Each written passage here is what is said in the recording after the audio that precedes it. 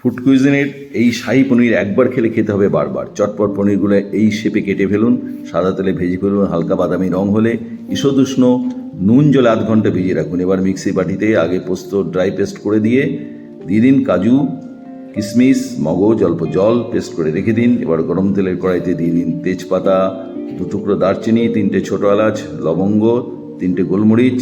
একটু ভাজা হলে 1 চামচ জিরে বাটা, আদা বাটা, ধনে গুঁড়ো একটু কষানো হলে কাজু পেস্ট, বাটি ধোয়া জল, 4টে চেরা কাঁচা লঙ্কা, নাড়াচাড়া করে 1 চামচ চিনি, নুন ভালো করে কষিয়ে নিন। তেল ছেড়ে গেলে দিয়ে দিন পরিমাণ মতো জল, একটু নাড়াচাড়া করুন, টকবক করে ফুটতে দিন।